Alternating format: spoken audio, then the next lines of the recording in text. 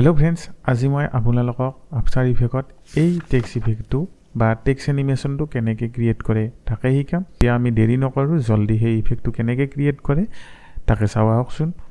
After ইফেক্টটো open হৈ থাকিব। এনেকৈ হোৱাৰ পিছত আপোনালোকে সদায় জানে এটা বস্তু, আপোনালোকে নিউ কম্প'জিশ্যন এটা ক্ৰিয়েট কৰিব লাগিব যিকোনো এনিমেশ্যনৰ কাৰণে। এতিয়া নিউ কম্প'জিশ্যন ক্ৰিয়েট কৰিম। ইয়াতে লিখিম আমি টেক্সট এনিমেশ্যন। টেক্সট এনিমেশ্যন ইয়াতে লিখিম আমি ফুল এইচ জি যিহেতু 19201080 ইয়াতে যোনটো লক ছিষ্টেম থাকে এইটো অফ কৰি দিব।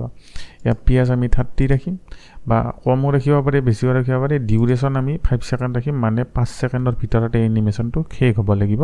তাৰপিছত অ'কে কৰি দিম। এতিয়া আমাৰ প্ৰথম কথা, ইয়াতে এটা বেকগ্ৰাউণ্ড লাগিব। গতিকে কি কৰিম, প্ৰথমতে আপোনালোকে টুলবিলাক যেনেকৈ দেখা পাব, ইয়াতে স্কুৱেৰ ৰেক্টেংগল টুল আছে, ইয়াতে ডাবল ক্লিক কৰিব আৰু ইয়াতে ফিলত যায় ছেকেণ্ড অপশ্যনটো চিলেক্ট কৰিব আৰু ইয়াতে আপোনালোকে কালাৰটো ডাইৰেক্ট ছুপাৰ হোৱাইট নহয়, অকণমান কম হোৱাইট টাইপ কালাৰ তলৰ পিনে লৈ এনেকৈ অ'কে কৰিব আৰু এইটোৰ নামটো লিখি দিব ৰিনেম বিজি বুলি লিখি দিব। এতিয়া আমাৰ নেক্সট যোনটো হেৰি লাগে লিখিব লাগিব ষ্টেপটো, সেইটো হৈছে টেক্সট টুলটো তেনেকৈ চিলেক্ট কৰিব। ইয়াতে আপোনালোকে কালাৰটো চিলেক্ট কৰিব, মই ৰেড কৰি দিছোঁ, দি ইয়াতে এবাৰ ক্লিক কৰি দিছোঁ। ইয়াতে মই লিখিছোঁ টেক্সট আৰু এই দুটা চিলেক্ট কৰি ইয়াতে মই কেপছলকটো অন কৰি লৈছোঁ, মানে এই দুটা টিপি দিয়াৰ লগে লগে এতিয়া ডাঙৰ হাতৰ হৈ গৈছে। এতিয়া কি কৰিম, এই যোনটো ৰেয়াৰ আছে এইটো কণ্ট্ৰল প্ৰেছ কৰি ওপৰত যে এংকাৰ পইণ্ট এই টুলটো আছে ইয়াতে ডাবল ক্লিক কৰি দিম, লগে লগে এংকাৰ পইণ্টটো মিডিলত গুচি যাব। কাৰণ মিডিলত যোৱাৰ এটাই কাৰণ আছে, এই টেক্সটটোত মই মিডিলত এলাইন কৰিম। গতিকে ইয়াতে এলাইন টুলত যাব। উইণ্ড'জত গৈ আপোনালোকে সদায় দেখা পাব ইয়াতে এলাইন বুলি আছে, এইটো টিক মাৰি থ'লে ইয়াতে ছাইডত বিচাৰিব আৰু যদি টিক মাৰি এনেকৈ অফ কৰা আছে তেতিয়াহ'লে এলাইন টুলটো নাহে। অন কৰি লওক, লোৱাৰ লগে লগে আপোনালোকে দেখা পাব ইয়াতে এলাইন টুলটো আহিছে। ইয়াতে চাব তলৰ পিনে এইটো, এই টুলটোত যায় আপোনালোকে সদায় এই দুটা মিডিলত কৰিব, তেতিয়া আপোনালোকৰ এই যোনটো টেক্সট লাইন এইটো মিডিল হৈ যাব। তাৰপিছত এতিয়া কি কৰিম, এইটোত আমি 3D অন কৰি ল'ম। 3D যদি এনেকৈ আপোনালোকৰ এইখিনি বস্তু অহা নাই, কীবোৰ্ডত F4 প্ৰেছ কৰিব, কৰাৰ লগে লগে আপোনালোকৰ এনেকৈ আহি যাব। লগে লগে এইটো 3D অন কৰাৰ কাৰণে এইটোত ক্লিক কৰিব, তাৰপিছত এইটো 3D হৈ যাব আৰু তিনিটা এনেকৈ কাৰ্চাৰ আহিব। এতিয়া কি কৰিম, ইয়াতে আমি R প্ৰেছ কৰিম, কৰাৰ পিছত আপোনালোকে এনেকৈ এইটো অকণমান এইকেইটা এডজাষ্ট কৰি ল'ব যাতে এইটো 3D টাইপ লাগে এনেকৈ। আৰু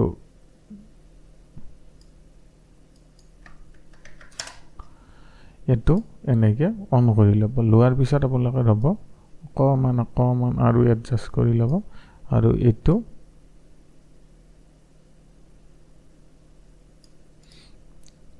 তাৰপিছত এতিয়া আমাৰ নেক্সট কাম আছে। এইটো হোৱাৰ পিছত ইয়াতে আমি এটা ইফেক্ট দিম। সেইটো হৈছে ইফেক্ট দিয়াৰ আগতে এটা কাম হ'ব, এই লেয়াৰটোত আমি কণ্ট্ৰল ডি প্ৰেছ কৰিম আৰু ডুপ্লিকেট কৰি ল'ম আৰু এই যোনটো লেয়াৰ আছে এইটোক আমি ৰাইট ক্লিক কৰি ৰিনেম লিখিম শ্বেডো লিখি ল'লোঁ। এই লেয়াৰটো চিলেক্ট কৰি আমি ইফেক্টছ পেনেলত যাম, এটা ইফেক্ট চাৰ্চ কৰিম FILL ফিল আৰু এই ফিল ইফেক্টটো আমি ছেকেণ্ড লেয়াৰটোত দিম, দি পিনে ইয়াৰ কালাৰটো ক'লা কৰি দিম, মানে ব্লেক, মানে শ্বেডো যিহেতু। আৰু ওপৰৰ লেয়াৰটো এনেকৈ অফ কৰি চাব, আপোনালোকৰ এটা তলত ব্লেক টেক্সট আহিব। এতিয়া কি কৰিব, ইয়াতে আমি নেক্সট যোনটো মেইন ইফেক্ট সেইটো হৈছে CC স্মেয়াৰ। তো এই ইফেক্টটো আপোনালোকে CC স্মেয়াৰ ইফেক্টটো আপোনালোকে এই প্ৰথম লেয়াৰটোত সদায় ড্ৰেগ কৰিব, দ্বিতীয়টোত নহয়। তাৰপিছত ডিফল্ট আপোনালোকৰ এনেকৈ আহি যাব। অহা যোৱাৰ পিছত এইটো আপোনালোকে তলৰ পিনে এনেকৈ অ'পেন কৰিব আৰু ইফেক্টছত যাব, তাৰপিছত CC স্মেয়াৰত ক্লিক কৰিব আৰু ইয়াতে অল্টাৰ প্ৰেছ কৰিব।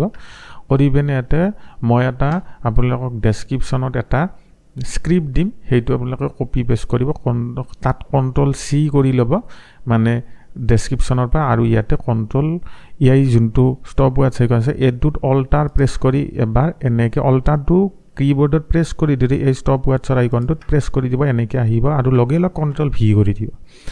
দিয়াৰ পিছত আপোনালোকৰ এনেকৈ আহিব। অহাৰ পিছত এতিয়া এইটো আমি ক্ল'জ কৰি ল'ম, লৈ পিনে এটা এনেকৈ আপোনালোকে দেখা পাইছে। এতিয়া আমি কি কৰিম, এই লেয়াৰটো চিলেক্ট কৰিম, আপোনালোকে অকণমান এইটো এডজাষ্ট কৰি ল'ব, মই এডজাষ্ট কৰাটো দেখাই দিছোঁ। এনেকৈ আপোনালোকে এডজাষ্ট কৰি ল'ব। এতিয়া আমাৰ যোনটো নেক্সট কাম সেইটো হৈছে, এইটোক আমি এনিমেশ্যন দিব লাগিব, যিহেতু এই যোনটো ওপৰৰ আপোনালোকৰ ষ্টপ ৱাটছৰ আইকন আছে এইটোত এনেকৈ এক্সৰ ভেলুটো এনেকৈ আপোনালোকে লৈ ল'ব, বাহিৰ কৰি ল'ব, যাতে আপোনালোকৰ এনিমেশ্যনটো ষ্টাৰ্ট নহয়। তাৰপিছত আপোনালোকে ইয়াতে এটা কি ফ্ৰেম দিব, দি পিনে আপোনালোকে প্ৰায় 4 ছেকেণ্ডমানত যাব, যাই পিনে এই যোনটো ইয়াৰ ভেলুটো এইটো এনেকৈ বঢ়াই নি থাকিব, যাতে এইটো স্ক্ৰীনৰ বাহিৰত ওলাই যায়। চাব এনেকৈ ওলাই গৈছে। এতিয়া ইয়াৰ লেয়াৰটো চিলেক্ট কৰি আপোনালোকে ইউ প্ৰেছ কৰিব, দুটা কি ফ্ৰেম আহিব, এই দুটাক চিলেক্ট কৰি Ctrl 9 প্ৰেছ কৰিব। তাৰপিছত আপোনালোকৰ ইফেক্টটো এনেকৈ ক্ৰিয়েট হৈ যাব। চাব এনেকৈ আপোনালোকৰ এটা ইফেক্ট ক্ৰিয়েট হৈ গৈছে। যদি ভিডিঅ'টো ভাল লাগে লাইক কৰিব, চেনেলটো ছাবস্ক্ৰাইব কৰিব। এনেকৈ এই ইফেক্টটো ক্ৰিয়েট কৰা হয়। নেক্সট মই এটা ফটোশ্বপৰ পোষ্টাৰ ডিজাইনৰ এটা টিউটৰিয়েল আনিম। নেক্সট আমাৰ আফটাৰ ইফেক্টৰ টিউটৰিয়েল নানো। আজিলৈ এইখিনিয়ে, থেংক ইউ।